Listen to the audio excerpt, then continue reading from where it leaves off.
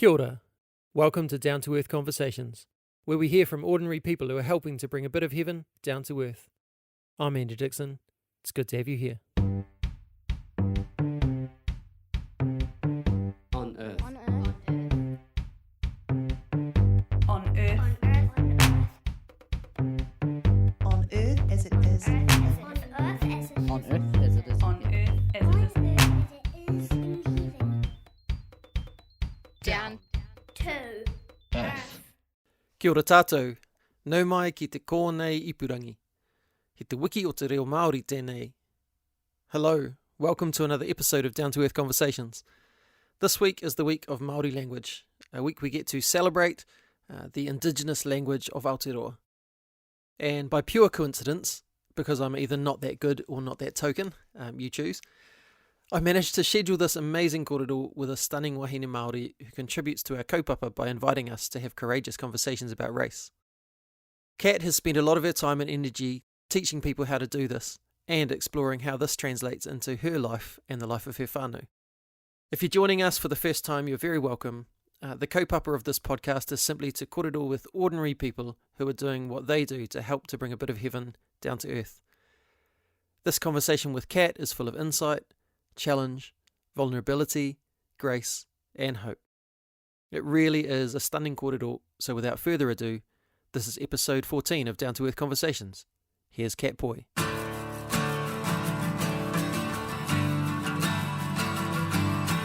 And that dynamic of navigating, are you going to shut me down? Are you going to minimize my perspective? Are you going to demand more information and evidence?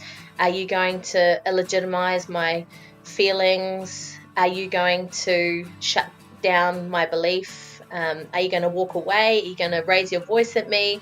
I've had a whole lifelong learning around what those dynamics are when I'm bringing forward my racial perspective.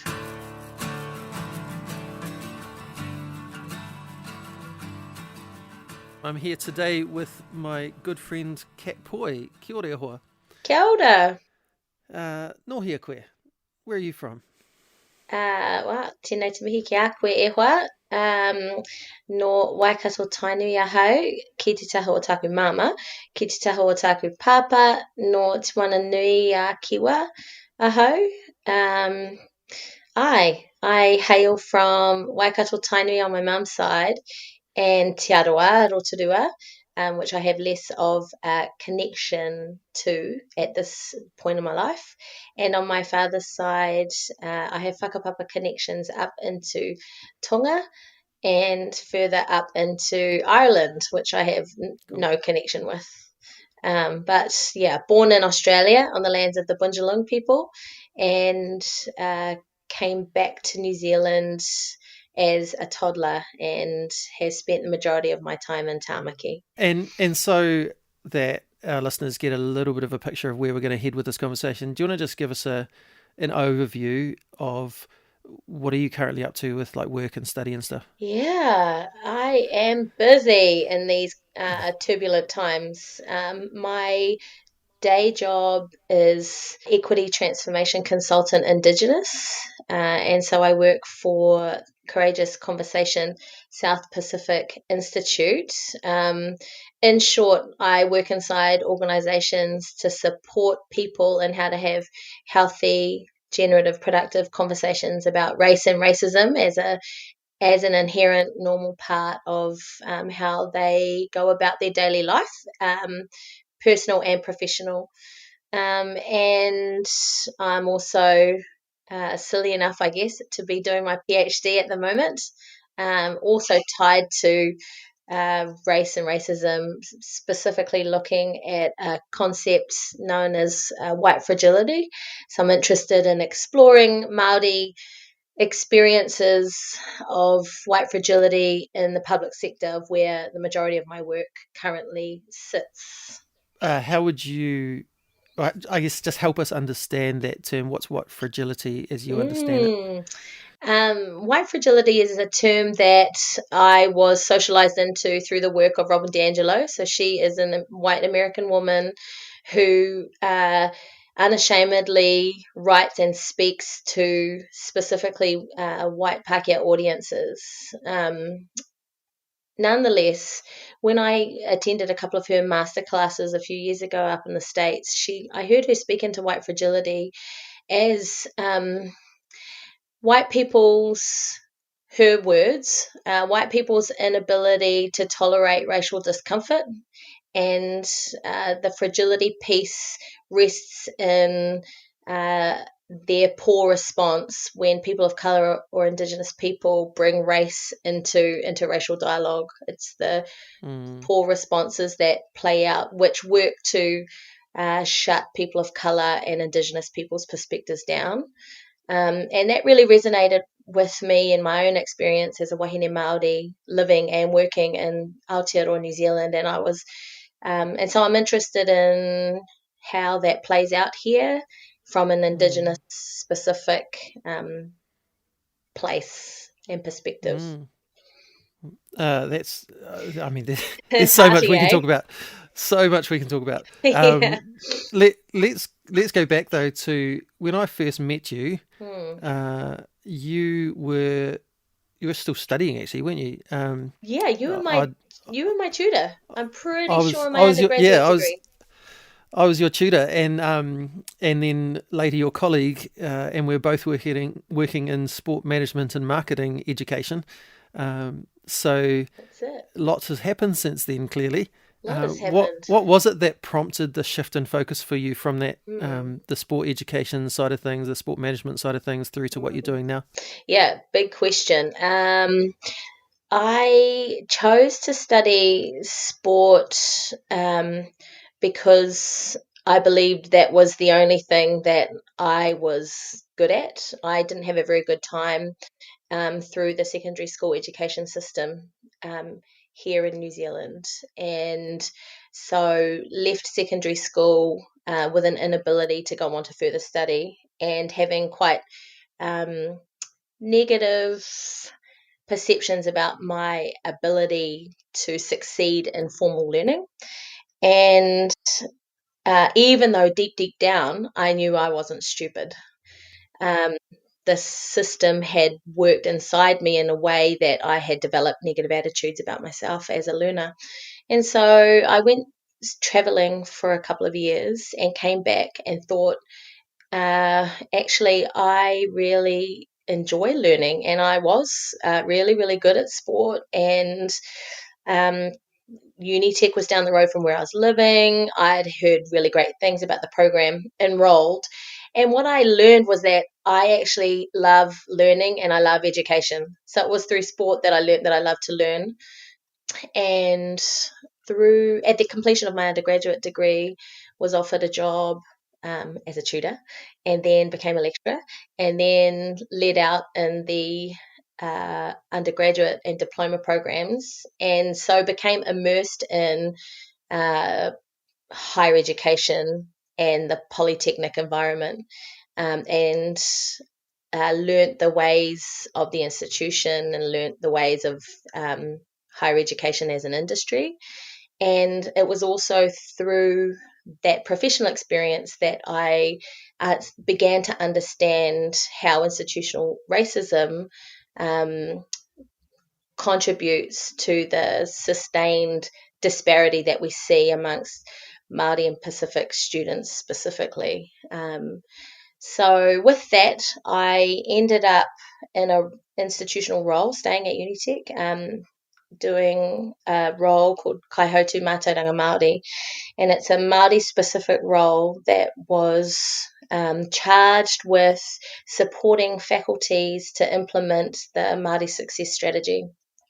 And at that time, that's when I really got to understand how institutional racism plays out in teachers and administrators and educational leaders that lead to the negative outcomes that we see for Māori learners.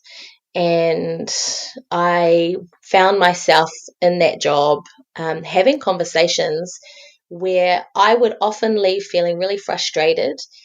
I would often seek to try and put accountability of the teachers on the table and be met with lots of resistance around why teachers didn't necessarily need to change, but students needed to pull their Māori students needed to pull their bootstraps up, and Māori students don't come to class, and Māori students are always late, and Māori students don't like studying, and Māori students don't have the support from their whānau, and a whole plethora of reasons for why teachers couldn't understand how potentially their choices and actions and their practice were contributing to the outcomes that we see. And so I started engaging in a program of work called Courageous Conversations, which was brought to Unitec by my colleague, who's now my director at Courageous Conversations. His name's Dr. Matthew Farry. He had come across the work of Glenn Singleton and had done some consultation with Kuia and Kaumatua at Unitec, and asked, would this program of work be of benefit to Māori? And they said, absolutely, it would be of benefit. However, it must not replace any other kind of professional development or education that's Māori specific or treaty based, and it must include Māori in the training. The Māori perspective and Māori voices mustn't be kind of silenced or sidelined if this program of work is to be brought.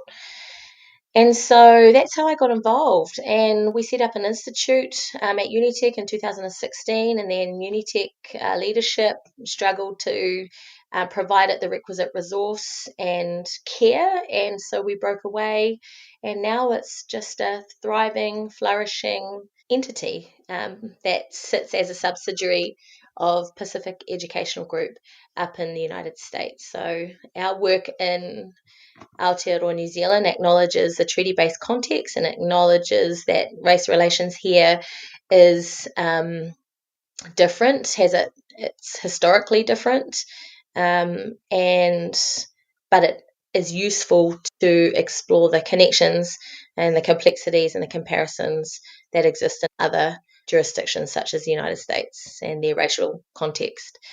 So yeah, in essence, I do professional development and coaching around anti-racism. I find that really, I guess, a really good picture, what you were saying about the lecturers' attitudes and the students and the stereotypes that become what is believed. And I guess we've talked on the podcast before about when you're the majority, it's easy to not realise that you're part of a system because it's just the way that it is. And what I hear you saying is actually that kind of blinds people to the ways that they personally are involved in this. 100%. Because they just think this is how it is. 100%. 100%. Often in training we'll say, things didn't just fall out of the sky and land here. The education system isn't a system that is just, it's a social construction. And so if it's not working for everyone, then we need to explore the ways in which we need to deconstruct it so that it is working for everybody. Yeah. But yeah, that you're totally right. The way in which the dominant culture works to invisibilize the fact that everything that we see and do comes from somewhere, and often that is not reflective of who it is that I am as a wahine Māori, or who it is that I am aspiring to be in my life as a wahine Māori. It's very difficult for sometimes to make the required changes when there's an invisibility of the dominance of a particular culture.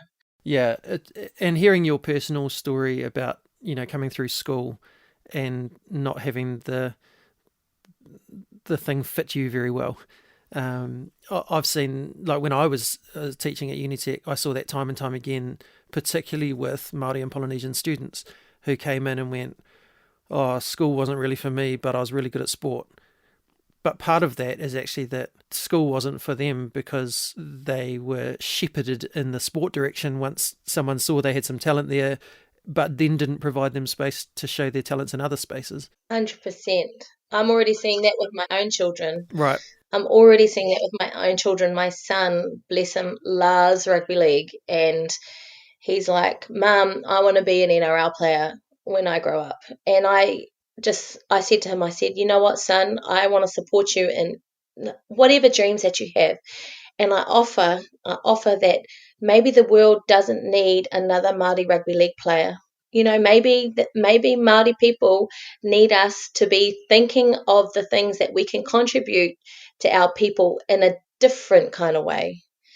And you can still play rugby league, and if you want to be an NRL player, all good. But it's tricky, and I know that he is getting those ideas fed to him really pervasively, through the dominant culture about where he sees himself reflected in society, where he sees himself legitimate in society. It's no surprise that he wants to be a rugby league player. And mihi atu to all the rugby league players out there. I dig you all. I love rugby league. So, yeah, fascinating. So when you have these courageous conversations, or when you go in and train people in these courageous conversations, what does a courageous conversation look like? I mean, I know that's like an entire series of workshops, but in 5 seconds. Courageous Conversations About Race uses a protocol which Glenn Singleton developed 30 years ago-ish. So it's really quite simple. It's the use of 3 tools which comprise the Courageous Conversation About Race protocol to have intra-racial, so conversations with self and conversations with people who are racially similar to yourself, as well as interracial, so people who are racially different to you, dialogue about race and racism with a particular purposeful intent to explore how structures, systems, policies, and practices are interfering with our ability to achieve equitable outcomes for all people. I find that really interesting that the first thing you started talking about was the within yourself and within your own culture. Because a lot of us, when we think of this anti-racism work or this bicultural or whatever you want to call it, often we think of engaging with people that are of a different space to you, a different ethnicity to you. And to hear you saying actually one of the first things you need to do is engage with yourself. What do I think about this? What are the things that have... The first thing. Yeah, and so... The first thing. So that's a really great challenge to go, actually, the first thing is let's look at my own beliefs, my own views, the way that I see the world, because that will contribute to the way that you then engage in the conversation. Completely. And so if as a wahine Māori I value whanaungatanga and all that it means to be in a healthy relationship with other people, if I'm not in a healthy relationship with myself and I'm not able to understand how what my experience is like as a brown Māori woman in New Zealand, I'm going to miss the opportunity to explore how experiences for other people and how they're making sense of them are the same or different. And I have a belief that until we really get to grips with the depth of who we are, which includes exploring who we are racially, then we're denying ourselves the opportunity to understand what a full human experience is. So I can't talk about my humanity and what it means to be human without expressing what that means in terms of race and culture, because that is impacting me all the time, everywhere I go, even in my home. And so that's why, for me, it's important to start with self. The other thing is that it's real. I've been socialized to look outwards. So to interpret a situation, come to a particular judgment of that, and then decide whether something's right or wrong on the basis of that, and never ever be held accountable to my own internal condition and reaching that judgment, or never ever being required to explore how I might be sitting in a contradiction. And so for me to transcend racial inequity requires an interrogation of my own internal condition and my own contradictions. I live in Tāmaki on stolen land, right? And I do anti-racism work, right? I mean, that's just a really major, obvious contradiction, but there are contradictions all over the place. And so until we grapple with how we're resolving or seeking to resolve those contradictions in ourselves, how is it possible to stem racial disparity? I can fire judgment easily. And if I take the time and harness the courage to look at how perhaps I've perpetuated that in my life sometime, and how, I'm going deep on us. Yeah, good. That's good. No, these are the things we need to hear. Alongside that, you've got the, working within your cultural space. So for Pākehā, engaging with other Pākehā. Yeah. And again, that's something that I just want to draw out as a really important part of what you've said, because I think, again, as someone who was completely clueless about any of this and who's taken some steps along the journey, with a huge number of steps still to go, it's really easy to go, oh, I don't know much about this. I'm gonna go to the first Māori I can find Right. and get them to teach me. Right. What's your thoughts around that? My thoughts are, if you recognize that there's something that you don't know, that you sense you need to know in order to further progress your anti-racist efforts, my recommendation is do your own study, do your own mahi first before going to seek that answer of someone who's racially different for you. I'm saying this to Pākehā people. Reason being is that when I'm asked from a Pākehā person for information, one, there's an assumption that I have that. And as a colonized Māori, my language culture has been dispossessed. And so sometimes when I'm asked, I don't have the answer, and I feel really awful because it's a reminder of the way in which colonization has worked to dispossess me of who it is that I am. Two, if I do have the answer, it feels like sometimes it feels, in the absence of a healthy relationship, it feels like it's taking. And our history of colonization in Aotearoa New Zealand came through taking. And so taking of land, taking of culture, taking of language. And so if Pākehā people are listening to this, I would just ask you to consider interrogating what work have you done to seek answers for yourself first.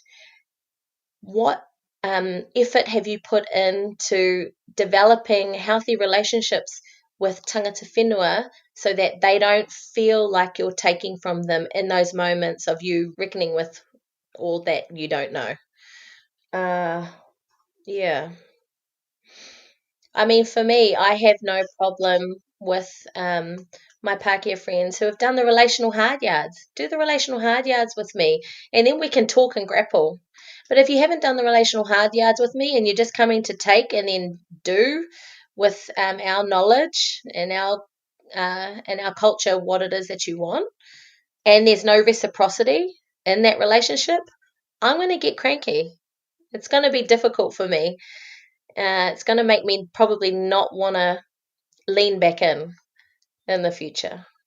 Yeah, and I just acknowledged the irony of a white guy asking wahine Māori that question. All good. We've got the relationship. Yeah, yeah. And it's not, I guess I'm not coming to it because I haven't done some work around it. Right. I'm coming to it because actually hearing you say as Māori that actually this is what it feels like. I think that's really important to hear, that actually we can do damage while we're thinking we're doing good. Yeah. We get excited about this journey. We get excited about, oh, yay, we can jump on this thing and make the world a better place, and I'll go and get my answers from here. And actually in doing that, we just continue to cycle that system round. So yeah, to hear your experience of that, I think is really valuable for those of us who are Pākehā. I think too, when the relationship is a healthy one, it also means that I'm more likely to say, hey bro, have you done any work yourself? Yeah. Like, you're annoying me now. But if that relationship isn't intact, Yeah. chances are that there might be an experience of tension, and those Pākehā people won't even know why there's tension. Yeah. They'll, Yeah. And my experience is that often so much is left unsaid. So even in those well-intended moments of asking for help, and it is given or not given, there's still a conversation there that is left unsaid. Like, bro, you're annoying me. Or go do your mahi kai and go do your homework before you come back. And then come back to me and tell me what you found, and we'll go from there. Yeah. Oh, that's cool. This courageous conversations work that you're doing, where have you seen that really work well? Like, are there examples of where you've gone into an organisation and you've seen actually it make a difference? Yeah, right now we're working with a large government organisation. I'll keep them nameless for now, but we've trained over 1,000 of their staff, and so there's a critical mass of people within the organisation that now have the tools to be able to put race on the table wherever they are in the workplace, and because the tools are taught in a way that gets you thinking about your own condition first and your own racial experience, your personal racial experience first, and it gives you a way to be able to hear that which is hard to hear, and also hear beliefs in a way which compassionately challenge your own beliefs or fortify your beliefs. It's, this organization is having, I understand, having conversations in different places and spaces that have never been had before. The thing is that having what does it mean for something to be working well, for a conversation to be working well? For me, no courageous conversation about race is ever a perfect one. And if I tap back into my sport brain, it takes 10,000 hours to acquire a new skill with proficiency. And so that means that until we're speaking for 10,000 hours about race and racism using these tools, it's going to be, what does it mean to have transformative conversations that lead to systemic change that actually hasn't been achieved in 180 plus years? So yeah, what I know is that when I activate the tools in my personal life and in my professional life, I'm able to affirm and legitimate my perspective and challenge my perspective in a way that I haven't ever experienced in other aspects of my life. Yeah, that's good. It's a shared language, our work of courageous conversation is to introduce people to a shared language of race around how to have productive, healthy, generative conversations about race and racism. And it's about raising consciousness. So it's really difficult to measure how well consciousness is achieved because it's iterative. Consciousness raising or racial consciousness it's iterative, it's ongoing, it never ends. it shifts and changes and morphs. And so, how do you measure how well that is? Uh, it's and it's pretty difficult in a Western white knowledge system to entertain how to measure that. Yeah. Yeah, yeah. I think some of what I'm hearing you say is that actually this is going to be awkward because it's different from what's your comfortable norm. But actually, just because something's awkward doesn't mean it's not worth doing. 100%. And in fact, probably the opposite, because it is awkward, is showing you that you're stepping into some good spaces. 100%. And that's something we've talked about on the podcast before, is that actually embracing those awkward spaces is actually really important for healthy growth. Whether it's personal awkward spaces or whether it's this courageous conversation awkward space, that being able to hold space in that awkwardness is really important. Yeah, we often in training talk about building our racial equity abs. And one of the ways that we can build our racial equity abs is through experiencing discomfort. And instead of running away from discomfort or trying to smooth over discomfort or, fighting discomfort or chasing comfort, we practice what it means to experience discomfort and open ourselves up to the possible learning that can happen in, as you say, those awkward moments, because it's a space of growth. What are the things that stop these conversations from happening?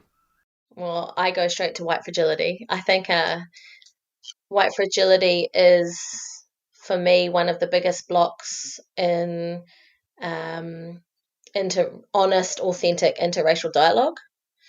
That for me in my own racial socialization, I know that when I'm going into a conversation about race with someone who is Pākehā or white, if I've had no prior knowledge of them speaking into race or racism before, I can be guaranteed that I'm going to have to navigate some kind of resistance, whether that's overt or covert. And that dynamic of navigating, are you going to shut me down? Are you going to minimize my perspective? Are you going to demand more information and evidence? Are you going to illegitimize my feelings? Are you going to shut down my belief? Are you going to walk away? Are you going to raise your voice at me?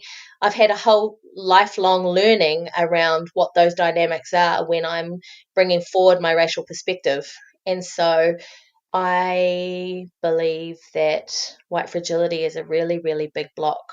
And I also believe that as a wahine Māori, my challenge is to not comply with those dynamics when they happen by shutting down or staying silent, but figure out a way to activate my voice and my authentic truth and a higher level of who it is that I am as a wahine Māori. Like high level as in high level of humanity as a wahine Māori in those moments, so that I'm not the one leaving that conversation carrying around frustration at what just played out, when I know that that person isn't going to be carrying that around because they're often oblivious to those dynamics unraveling in the conversation. And so, yeah, white fragility is a big one. So even hearing you say, are they going to walk away? And I'm thinking, well, actually, that's a really privileged place to be able to walk away from that, because it's not like you as Māori can walk away from your experience of being Māori in this space. But as Pākehā, we can choose to engage or not. Absolutely. And I remember a while ago I was seeing some of your posts on Facebook and challenging Pākehā to pick up some of the slack. And I thought about it and went, actually, there's been some conversations that I've seen in the online space, and I've gone, oh, actually, I just don't have the energy to deal with that right now. I'm going to leave that. But again, what a privileged choice to go, well, actually, that's not affecting me right now, so I'm going to leave that alone. And not saying that you have to engage in every conversation that comes up, but to be prepared to enter those conversations, even when it costs you something, I think is something that I've learned over the last little while, that actually, if this is going to change, we need Pākehā to go, actually, I'm prepared for this to cost me something. Because what I get a sense from you is that it costs you something all the time. Yeah. Is that fair? Absolutely. More often than not, I struggle to speak the depth of truth that I want to speak because of that retribution. Um, and, just picking up on what you said about privilege and walking away from conversations, I think part of our consciousness rests in recognizing that when you do walk away, there is an inherent privilege in being able to do that. Like, that's the first step, being able to recognize that that is uh, even something to be considered as privilege, and also recognizing that the conversation is always going to be there to re-enter. So 180 years in this country, we've been talking about this. It's not going to be, sewn up anytime soon. So the question then becomes, to what extent am I willing to lean into my privilege to be able to amplify those voices which historically and currently are not being heard, are being silenced and marginalized? That's a big one. Yeah. Before we run out of time, I just want to also touch on some work you did for a while with the Ministry of Corrections. You were in this courageous space, and so you ended up in that space. Do you want to just describe what your role was there, and yeah, what your aim was? Yeah, I worked in the Department of Corrections when I left Unitec. It was a new role that the organisation had invested resource into, and so the role was called Practice Manager, Education and Training. In short, I oversaw the Northern Region prison portfolio, and managing all the education and training within the prisons. So I had Mount Eden Prison, the Auckland Prison, which is commonly known as Paremoremo, Northland Regional Correctional Facility, which is commonly known as Ngāwha, and Auckland Women's Regional Correctional Facility. And I went in partly because I'm nosy. So in 2014, I visited the Oahu Women's Correctional Facility in Hawaii and had a transformative experience spending the day in the grounds with the women, incarcerated women, predominantly Native Hawaiian. Came back here and always had it in my mind and heart that if I could contribute my educational skills into the prison environment, then I'd give that a whirl. So I went in, and it was too hard on my heart um, to see my people incarcerated and spending the time in jail in the conditions that they spend their time in, and watching how that prison experience contributes nothing to wellness or nothing to uh, them being able to thrive and flourish. Albeit some good things happen. There are some good people working in the justice system and in the prison system. I couldn't figure out a way in getting the organisation to hear that speaking about race, racism, institutional racism, could lead to the types of organisational outcomes and aspirations that they had around recidivism and around, reducing Māori incarceration rates and all that kind of stuff. They couldn't hear me in my assertion that talking about race and racism could lead them to where it is that they want to go.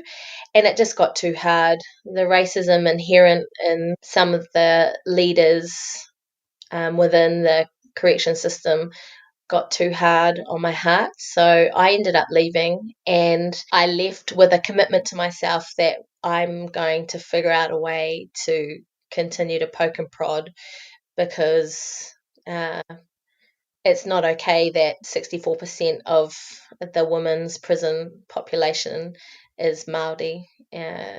It's not okay that over 50% of our men's prison population is Māori. So yeah, that's a little bee in my bonnet that I continue to have and will continue to work towards. I mean, my dream would be to have a courageous conversation about race experience with educators and people working in the criminal justice system, to explore how race and racism is contributing to a school to prison pipeline, and how we can figure out ways to transcend that through dialogue.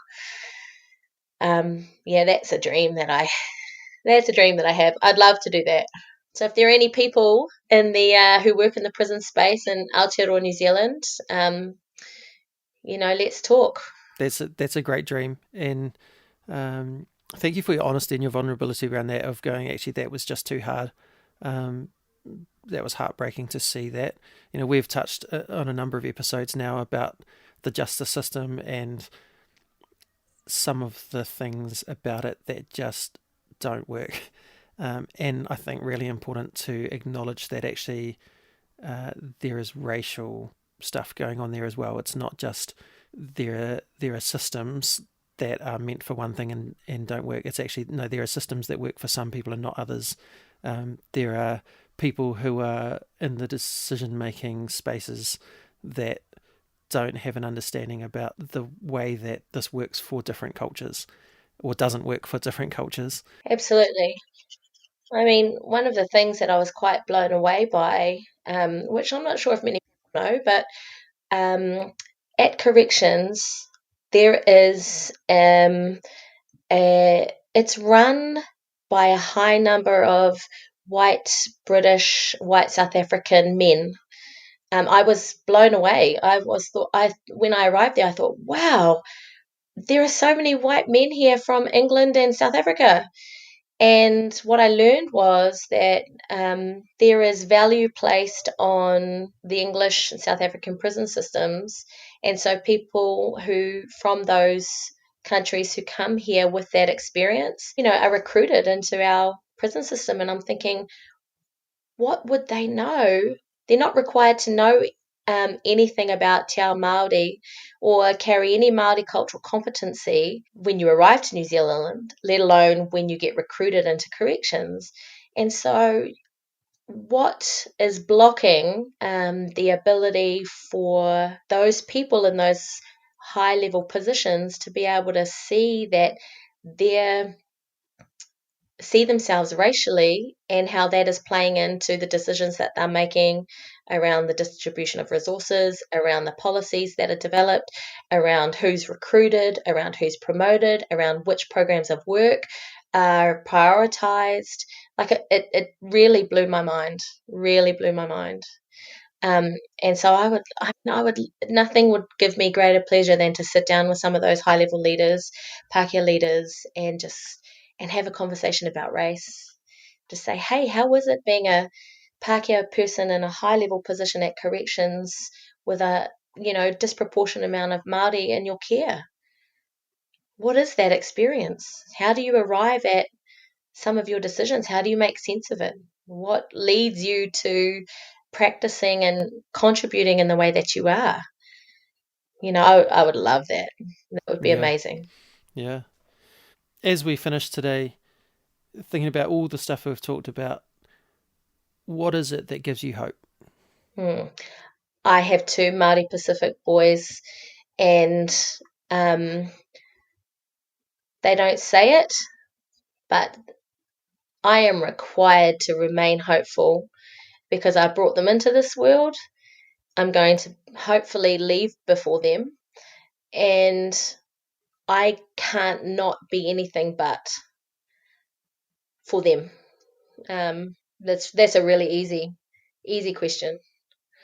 That them, their children, their children's children require me to maintain hope in as I seek to continue my anti-racist efforts and as I seek to reclaim that which has been taken from our whānau and while trying to live a healthy, well, flourishing, prosperous life. Well, thanks so much, Kat, for giving your time to talk to us today, and thank you for all that you do in your courageous conversations work. We look forward to the outcomes of your PhD. Oh my goodness! In a few years' time, we'll give you some time for that. Oh my goodness! E hoa, I just want to mihi ki a koe. I want to mihi to you. We've known each other for 15 years. I remember the kind of consciousness that I had 15 years ago and the kind of consciousness you had 15 years ago.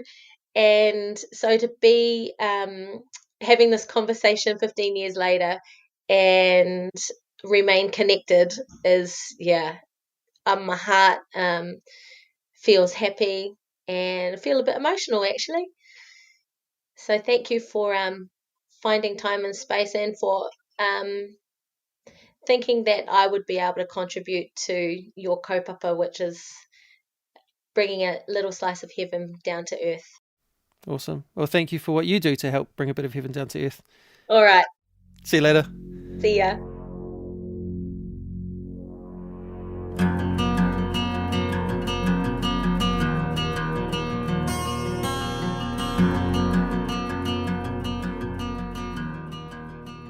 He atahua tēnā, he taonga te kōrero.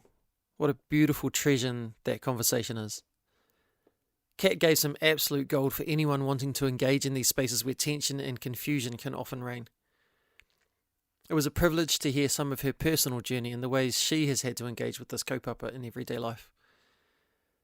For those who felt really challenged by Kat's words, that's good.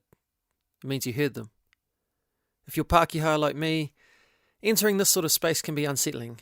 But again, that's good. Because our settled way, our standard engagement with Māori and frankly anyone who isn't part of our majority culture is doing damage. So we should be unsettled. We should be feeling awkward.